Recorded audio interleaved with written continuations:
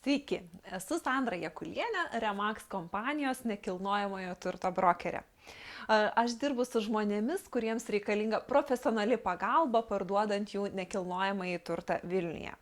Ir šiandien aš kalbėsiu apie tai, kaip nustatoma nekilnojamo turto pardavimo kaina. Teisingą būsto kainą galima nustatyti įvertinus 3 pagrindinius dalykus. Pirma, už kokią kainą jau buvo parduoti panašus būstai. Antra, už kokią kainą šiuo metu parduoda kiti.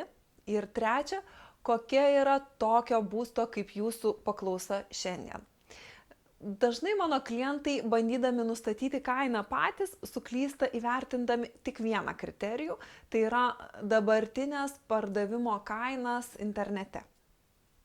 Tačiau jie neįvertina, kad labai dažnu atveju pardavimo kaina skiriasi nuo skelbimų, kuriuos mes matome internete kainos, o dalis būstų net iš viso nebūna parduodami.